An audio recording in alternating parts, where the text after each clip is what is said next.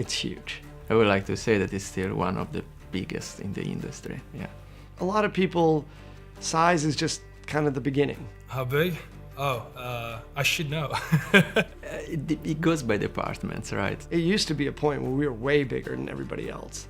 I think people have been expanding their worlds quite a lot, and it's been really impressive. I mean, there's some amazing games out there. But I think we still have one of the biggest maps ever.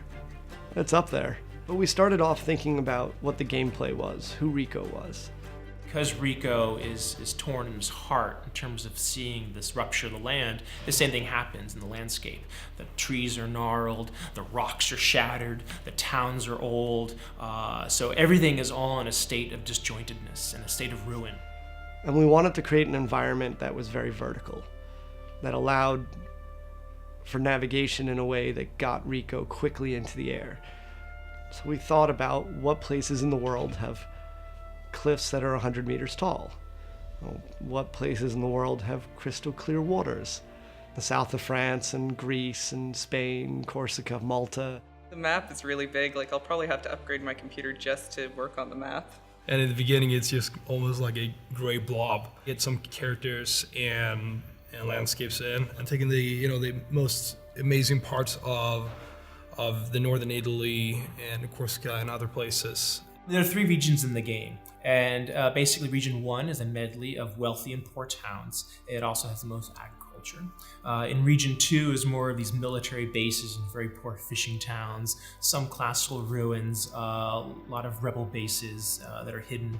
In region 3, which is my favorite region, is the more forested, more rocky region in the north. It's more, it's sort of our Game of Thrones region. It's a huge wall that sort of divides the country. One way to add depth to our world is the idea of depth in history. And so what Rico is doing is he's adding yet one more set of ruins to the long list of ruins. And so you see the ancient past, the near past, the present, and what's the future. Just Cause is about changing regime. And so how to make a regime that feels believable in the Mediterranean in this contemporary day and age. The classic tropes of regime versus the will of the people is through graffiti and dissent, is through architecture, is through color. It's not gang graffiti, it's graffiti by people who don't know graffiti. It's something that's very sincere and very from the heart by the people.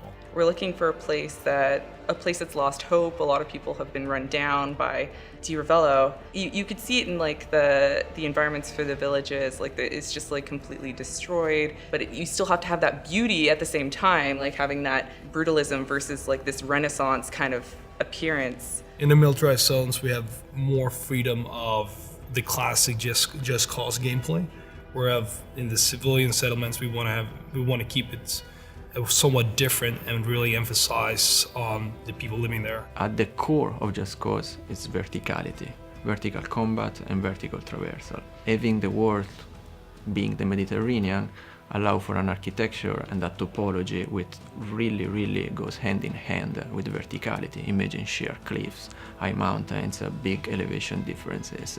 One of our mottos is, if you can see it, you can go there.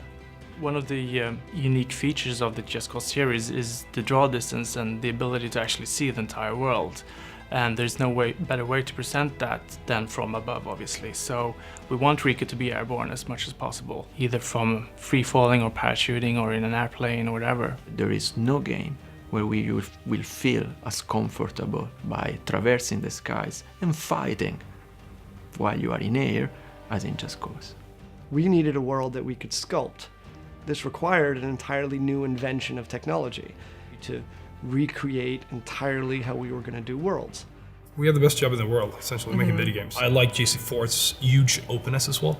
I just like to steal a helicopter and go crazy. We have taken inspiration from some of the mods that were produced for Just Cause 2 for some of the more crazy ideas that we've put into Just Cause 3. The modding community and it's a complex piece of code. So the fact that people were able to get in there and do what they've been able to do is really cool. I mean, watching a lot of the mods, the famous ones, the Superman mods, the Infinite Grapple mods, the multiplayer guys coming out and trying to figure out how to run the game on a server. All that's an incredible thing to do as modding. And some of these guys worked on mods for years to get them to work. And that sort of dedication to a game, you have a responsibility to put out a game that allows them to do it again. And so I kind of can't wait to see what people do now that we've expanded the tool set so much. I want to make a Just Cause with a long tail, as long, if not longer, than the one that Just Cause 2 had. I want to make a Just Cause that not only player will enjoy playing, but player will enjoy modifying and creating new stuff on top of it.